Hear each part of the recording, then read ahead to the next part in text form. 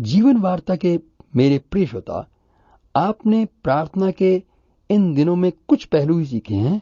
पिछले सप्ताह हमने विश्वास के साथ प्रार्थना का अटूट संबंध और फिर उपवास का प्रार्थना के साथ गहरा संबंध देखा। दरअसल दिल और दिमाग की शांति के साथ परमेश्वर की हजूरी में समर्पण करना चाहिए, ताकि परमेश्वर अपना दर्शन दे और परमेश्वर की संगति में उस पर भरोसा व उसके ज्ञान में बढ़ना उसकी प्रेममय आराधना है।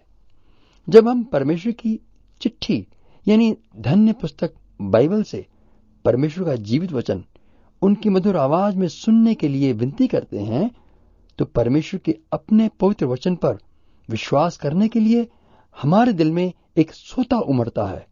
और ये काम प्रार्थना के समय में ही हो सकता है कि परमेश्वर के साथ वास्तविक या जीवित संबंध में रहकर जीवित विश्वास में हमारा विश्वास दृढ़ हो जाए। इस विश्वास से प्रार्थना करने से ही हमारा भरोसा परमेश्वर पर बढ़ता है और हमारी प्रार्थना सार्थक होती है। लेकिन दुख की बात है कि परमेश्वर की संगति में समय बिताना उसकी आवश्यकता को समझने का अभाव देखने में आता है। परमेश्वर की मधुर संगति के लिए प्यास की कमी है, जबकि परमेश्वर प्रेमी बल्कि महान प्रेमी है और उसकी लालसा हमारे साथ बातचीत करने के लिए हर पल बनी रहती है। पर काश कि हम प्रार्थना के महत्व को समझें और सर्वप्रथम स्थान जीवन में परमेश्वर के साथ बिताने के लिए आगे बढ़ सकें। परमेश्वर के एक सेवक से किसी विश्वासी ने पूछा, आप तो विदेशी हैं, भारत में क्या सेवा कर रहे हैं? उसने कहा, मैं प्रार्थना करता हूं। तो उसने फिर पूछा, वो तो ठीक है, परंतु आप सेवा कैसे करते हैं?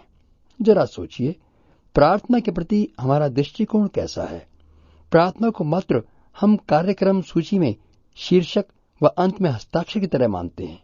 ऐसी भयंकर भूल से बचे मेरे भाई। प्रार्थना करना कोई धर्म कर्म करना नहीं है, बल्कि पवित्र परमेश्वर पिता की संगति में उनके बेटे बनकर उनकी पहचान में बढ़ना तथा उन्हें पहचानने में आगे बढ़ना है।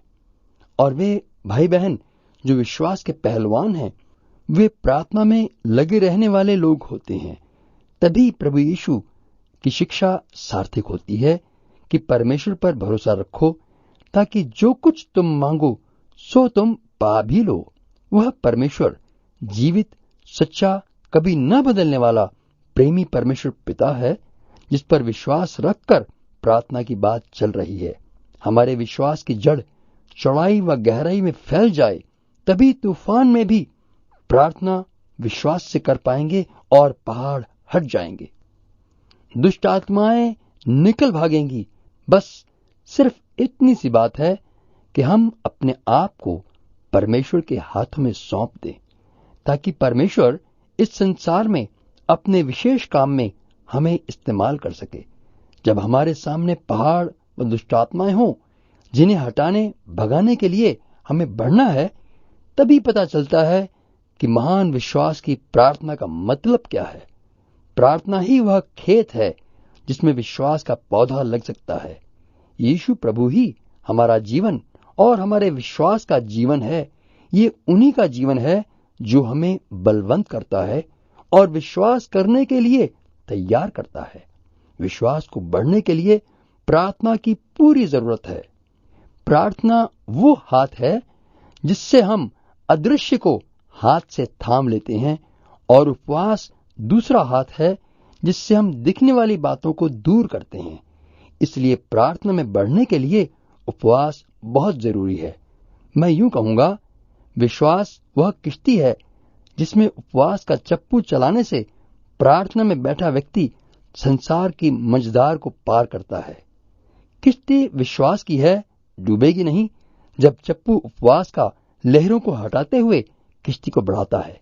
उपवास का चप्पू प्रार्थना के हाथ में पकड़ा हुआ है, क्योंकि संसार से मनुष्य का सबसे नजदीक व घनिष्ठ संबंध पेट या भोजन का है, जिस पर उपवास का चप्पू ही कामयाब होता है। हव्वा ने बागे अदन में फल को देखा व चखा, खाने व अपने बढ़ने के लालच ने ही उसे मृत्यु का मार्ग दिखाया। रेगिस्तान में उपवास के बाद रोटी ही पहला हथियार था प्रभु यीशु की परीक्षा का, परंतु यीशु उपवास करके उस परीक्षा में विजयी रहे। इसलिए चाहे जो भी हो, हमारे खाने पीने से भी परमेश्वर की महिमा हो। इस आत्मिक भेद को बहुत लोग समझ नहीं पाए और उपवास की जगह पेटूपन को जगह दे चुके हैं। कोई भी सभा सम्मेलन हो तो अन्य जाति के समान, मरियम की बहन मार्था के समान खाने पीने पर अधिक ध्यान दिया जाता है। इतना ही नहीं, खाए बिना मेहमान नवाजी पूरी नहीं होती। बेशक वचन में लिखा है स्पष्ट शब्दों में कि शराब पीने व अधिक मांस खाने वालों की संगति में न बैठना। इसीलिए प्रभु यीशु ने इस विषय में शिक्षा दी कि आदर्श जीवन व आपे का इनकार करने से ही हमारा मन व सामर्थ प्रार्थना में काम कर पाएंगे। उपवास करने के लिए यदि हमारा दिल सही तरह सहायक व तैयार नहीं तो फल नहीं आ पाएगा। जरा सोचिए कि क्या एक दुखी व चिंता में पड़ा व्यक्ति खुशी से खान पान कर सकता है? इसलिए जब एक विषय की जरूरत आपके दिल पर छा जाए, आत्मा में गहराई में इच्छा हो, तो ऐसी बेचैनी की हालत में आत्मा व प्रार्थना में बलवंत व्यक्ति उपवास का रास्ता अपनाएगा। ये भी एक साधारण परंतु गहरा भेद है। हमारे शरीर की, हमारे इंद्रियों की चाहत हमारे आत्मिक युद्ध में रुकावट बनती है। ये आत्मिक युद्ध अंधकार की शक्तियों के साथ करना पड़ता है, क्योंकि हम इंद्रियों के द्वारा सभी काम करने वाले प्राणी हैं। जो चीज देख सकते हैं तो हमारी समझ उसी तक काम कर सकती है। उपवास द्वारा हम दिल की गहराई से परमेश्वर के राज्य में बढ़ने के लिए हर रुकावट डालने वाली चीज, बात या काम को त्यागने के लिए तैयार हो पाते हैं। तो आइए इस तैयारी के लिए प्रार्थना करें। दयालु पिता परमेश्वर, धन्यवाद हो जो इस महान भेद को आपने मुझे जाहिर किया कि मेरा शरीर ही मेरा पहला शत्रु है। इस पर विजय पाने के लिए आपका मैं अभिषेक चाहता हूं। उस भस्म करने वाली आग का जो सब अनचाही बातों को, मेरे शरीर की इच्छाओं को खत्म करने के लिए, उन पर विजयी होने के लिए मैं उपवास कर सकूं, आपकी संगति में आगे बढ़ सकूं।